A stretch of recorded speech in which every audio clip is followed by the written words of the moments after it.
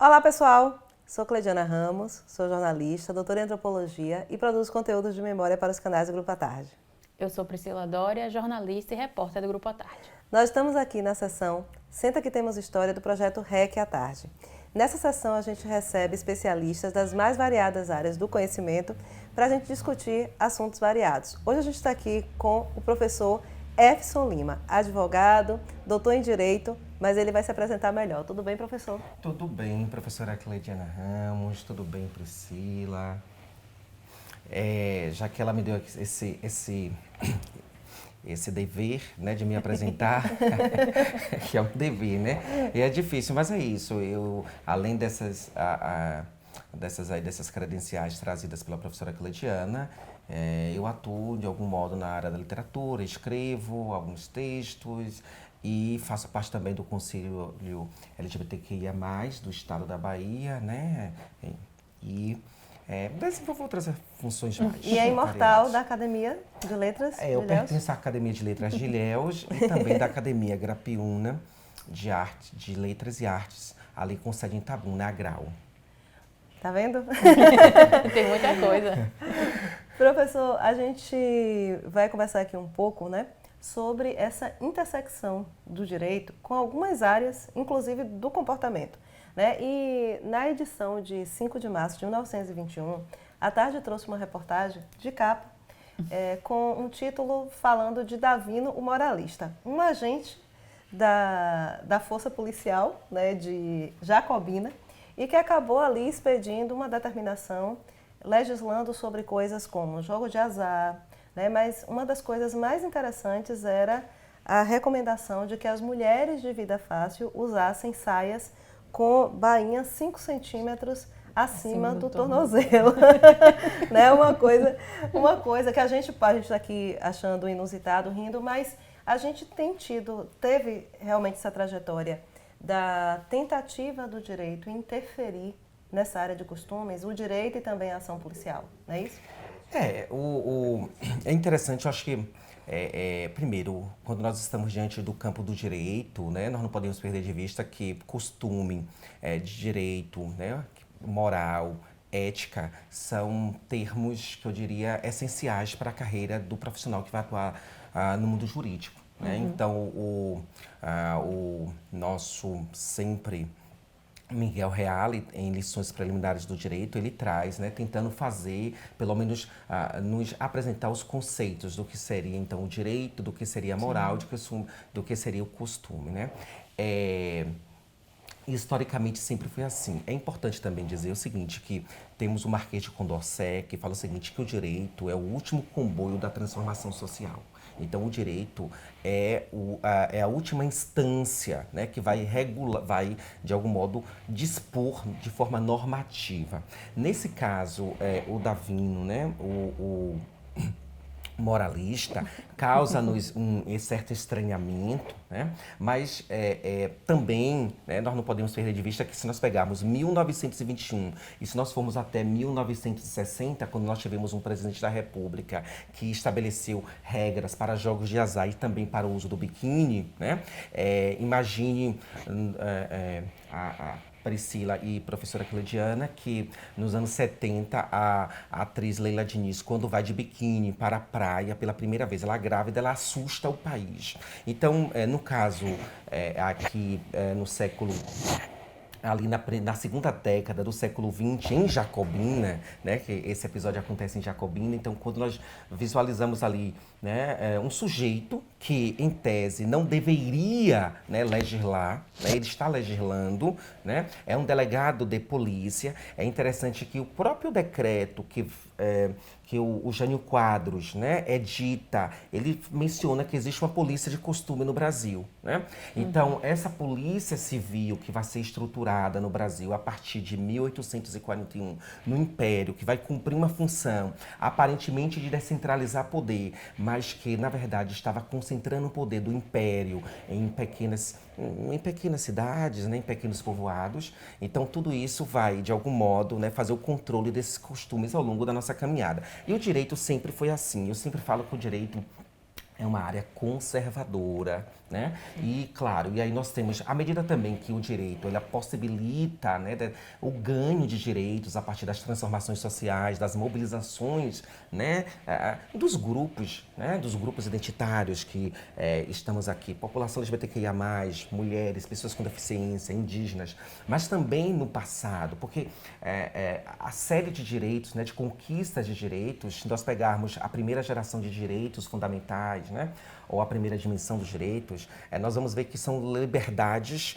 muito associadas ao próprio sistema capitalista, que é o elemento da liberdade, liberdade para comercializar, liberdade para existir, para determinados sujeitos, inclusive com determinada posição social. É interessante que na Revolução Francesa, quando os franceses fazem a revolução, no Haiti nós temos a revolta. E aí os franceses... A liberdade não é para vocês, não. A liberdade é para os franceses. Então, Jefferson, quais áreas, né, do direito conseguem frear, mesmo que um pouco, esse impulso de controle social? Ai, olha, é uma pergunta difícil, né? O direito é conservador. E é interessante isso, quando nós estamos falando, que eu peguei uma matéria no doutorado, né, que era sistemas jurídicos. E lá nessa disciplina, nós fomos estudar os sistemas jurídicos, os principais sistemas jurídicos no mundo. E nós, na leitura, por exemplo, em relação ao direito soviético, deixa claro, é interessante isso, porque lá no direito soviético, no Código Civil soviético, deixa claro que o direito está a serviço da classe dominante, né? Mas o direito está a serviço de um determinado segmento, né?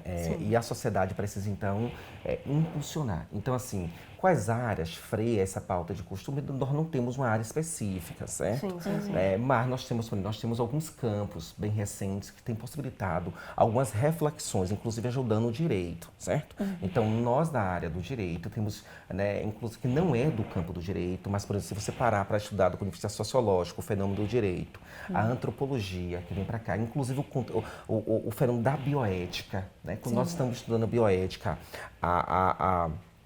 seja a micro, a macro, né? Então vai possibilitando para nós, inclusive, todas essas transformações sociais que, especialmente no século XX, a partir dos anos 60, né? Essas transformações nós fomos olhando e nós fomos observando como essas transformações também, de algum modo, impactaram no direito, certo? Então, assim, eu poderia dizer assim, olha, o Supremo Tribunal Federal hoje, no Brasil, um direito constitucional, tem ido no sentido de acolher as demandas sociais, né? Quando nós vamos, por exemplo, quando nós pegamos...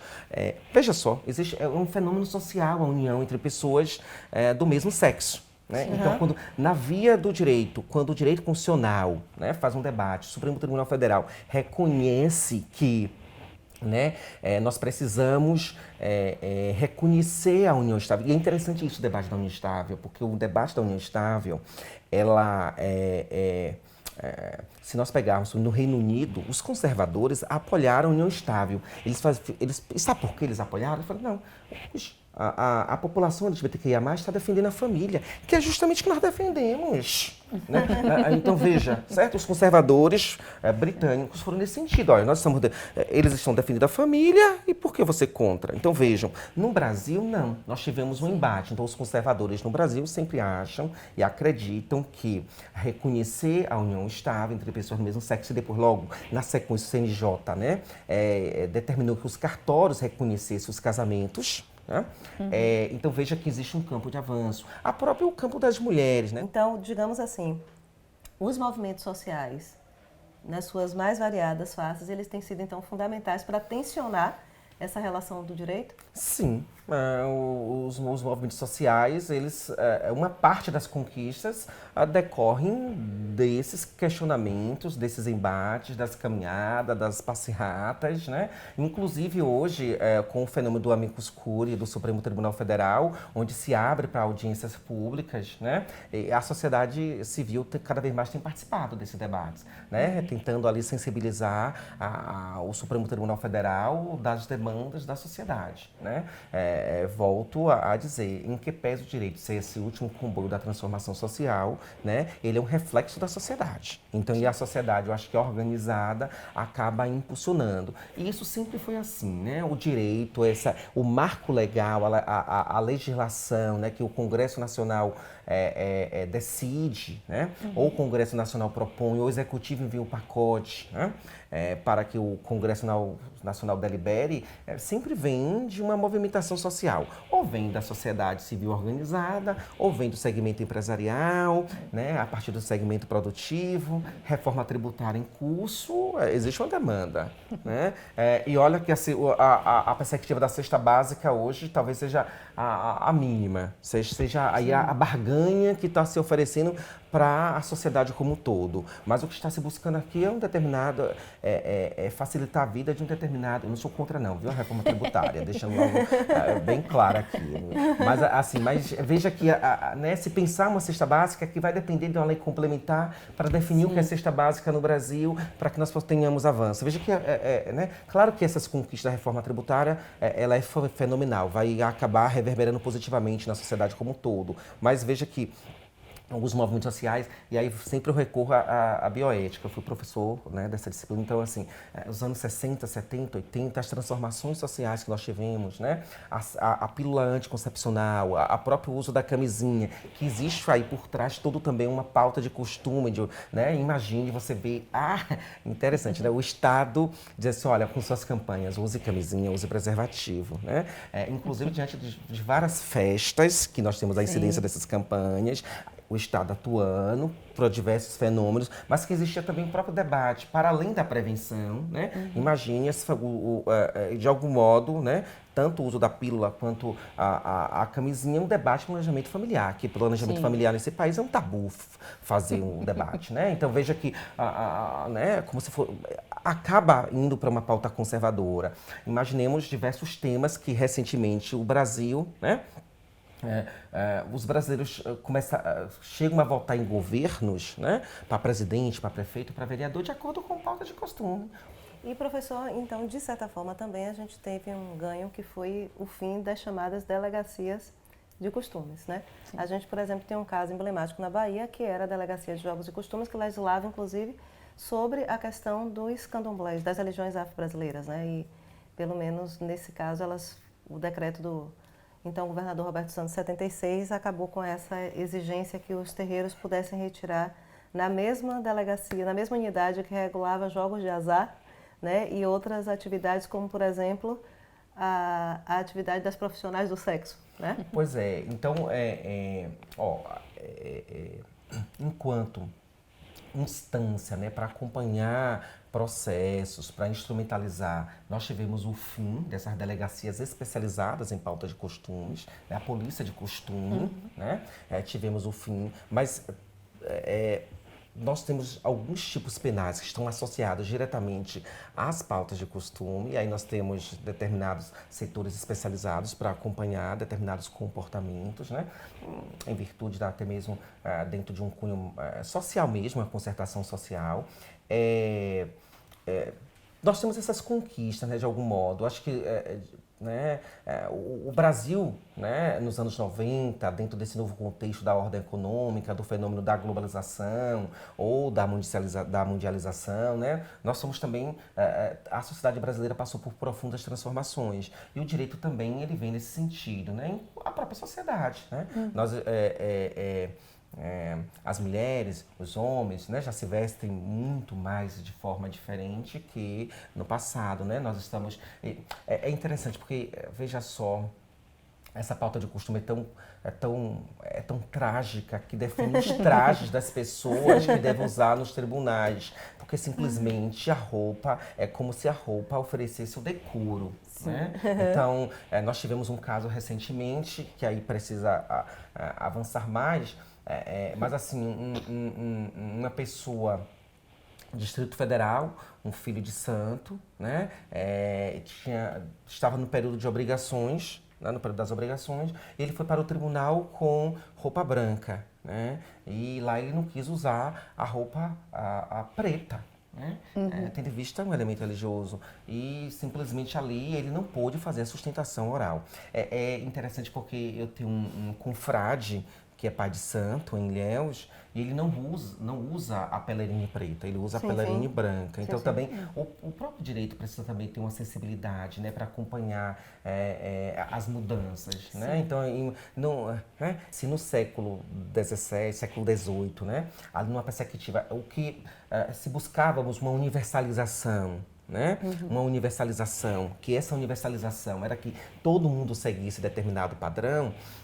Agora, né, na quadra atual, nós celebramos a pluralidade, a diversidade. Né? Veja que no século XVIII nós queríamos massificar a partir de uma unificação. Então, todo mundo padronizado em série. Né? Dentro de uma perspectiva até mesmo industrializada, né? Padronização em série. Então as pessoas se vestiam assim, os homens têm que ter tal determinado comportamento. Já no século XX, XXI, nós estamos aqui dentro, nós estamos celebrando essa diversidade, a diversidade sexual, a diversidade de culturas, a diversidade de identidades, a diversidade de comportamentos, essa pluralidade jurídica. Inclusive, nós temos estudado os microsistemas jurídicos, né? Porque são diversos fenômenos. Não dá para você pegar mais apenas um. Você precisa agora verificar nessa diversidade. E sempre numa perspectiva mesmo humanitária, de acolher, né, as pessoas com que é essa diversidade que nos deixa... o Brasil, né, é uma potência, assim como a Europa é uma potência, em razão dessa diversidade, né, e não mais dessa hegemonização de costumes, como se o costume fosse universalizante. Né? Eu acho que cada estado, cada lugar tem práticas, né, que você também tem que ter essa sensibilidade, né, para tentar entender. Gente, professor Jefferson, muito obrigada pela aula de um tema extremamente complexo, né? E é isso, gente. Aqui nos canais do Grupo à Tarde sempre tem informação qualificada. Gente, mais uma vez, muito obrigada. Agradeço de novo, professor, pela presença. Espero que venha mais vezes, rende assunto pra caramba. Mais uma vez, gente, muito obrigada e até a próxima. Tchau.